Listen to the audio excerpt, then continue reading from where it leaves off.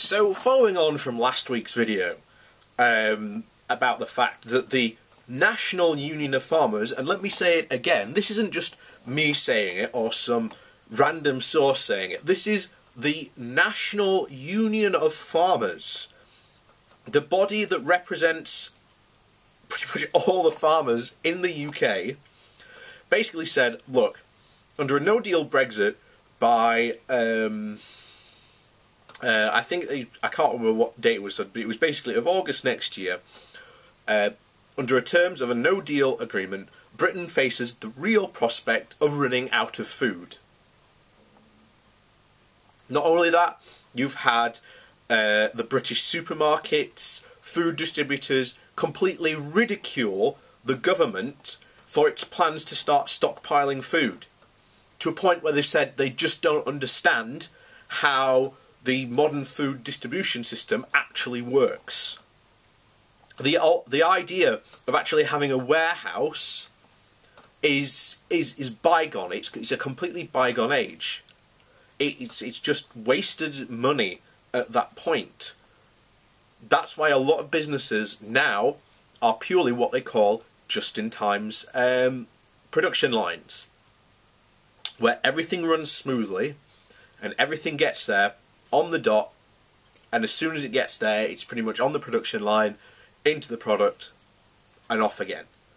That's how these systems work. That's also how it's come to be for food as well. But what's hilarious is that you've got all these Brexiteers in that particular video, and basically there's one guy who, as far as I'm concerned, at this point is the best comment of 2018, who basically said, I was really worried about looking at the comment section of this video, but I am relieved to see that I can see that Brexiteers somehow seem to know more than farmers. And they know more about farming than the farmers do. So, this is the thing that I've constantly tried to tell people about. A lot of these Brexiteers are being sold this really simple solution to a really complex problem, like leaving the EU, what that actually means, and how this will actually affect us. And basically you have these experts who've come out and said this is a really bad idea, it's going to affect us in this way, and this way, and this way, it will be a disaster. The Brexiteers just turn around and just go, no, that's wrong, that's false, I clearly know about, in this case, more about farming than a farmer does, so I'm just going to blindly believe that we'll somehow be alright.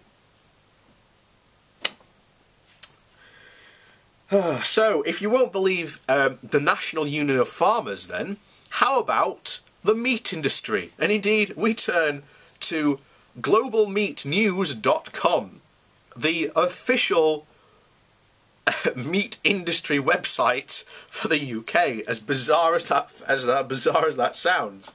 So, what a no-deal Brexit might mean for the meat industry. Brexit has loomed over the UK meat industry as well as EU countries for a number of months, with meat processors and farmers being left in the dark about what the future might hold. With so much uncertainty, meat processors have been unable to make concrete decisions in a response to potential challenges for leaving the European Union. A recent twist in the plot is the possibility of a no-deal Brexit, put forward by the UK Prime Minister Theresa May at the beginning of July.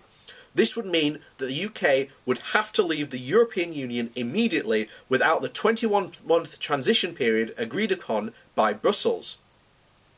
According to a number of meat bodies, including the British Poultry Council, a no-deal Brexit could have severe consequences for the industry.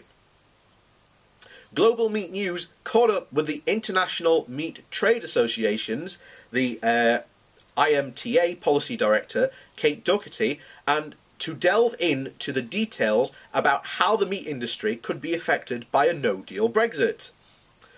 The IMTA has been recognised by industry as providing the best information and analysis on Brexit. Doherty explained that there are 3 reasons why the meat industry would be one of the most affected by a no-deal Brexit. I've made a number of comments in forums that the meat industry will be one of the most impacted sectors. This is for 3 reasons: tariffs, veterinary checks and customs, Doherty said, drilling down into the detail that in the terms of tariff, meat is the highest tariff. For example, if you take UK exports of sheep meat to the EU, which would be facing full duty, it would be paying 50% upwards, which is a significant amount of additional cost.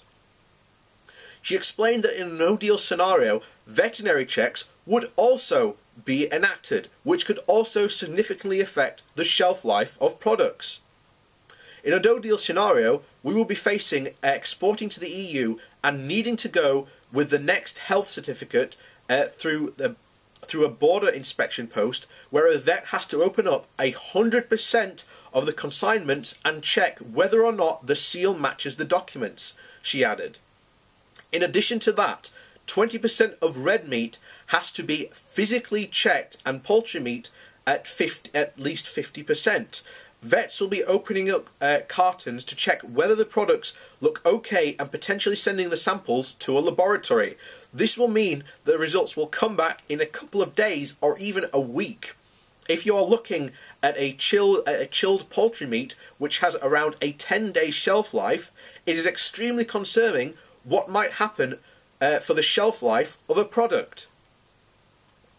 Potential declarations of customs between the EU and the UK was also addressed as a concern by Doherty, who said that inter-EU traders are not necessarily experienced in doing this, as they have not conducted international trade before.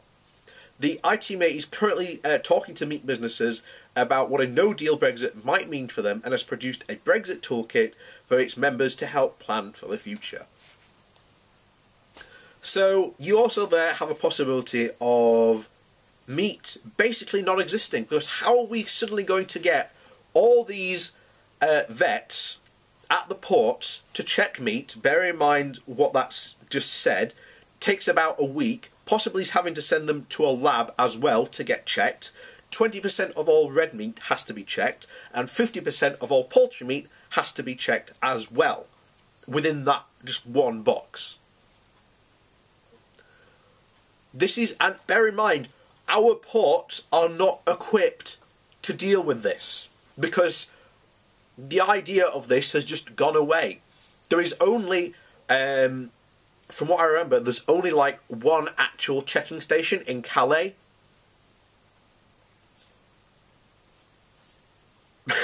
And you know, yeah, of course, yeah guys, yeah, we're going to be fine, yeah, forget it, yeah, Brexit's going to be great, it's going to be fine, no problems at all, you know. We might all just, you know, end up going starving and hungry for a while, but, you know, be worth it. No, it won't. It won't be at all, guys, and you're idiots. And I say that with the deepest amount of respect. You are completely and utter idiots who think that you should just ignore these people who are experts in their field warning about the consequences, and the government is just going la la la la la whatever, and people who are supporting this is just going la la la la la whatever. But however, I am delighted, because I always said that these people, these hardcore Brexiteers, are a minority, because as you saw recently in recent polls, 122 places in the UK of like areas basically have flipped now to Remain. And as I've said, a people's vote gets more and more likely with every single passing day. And when that happens, Remain's going to win. I'm calling it now.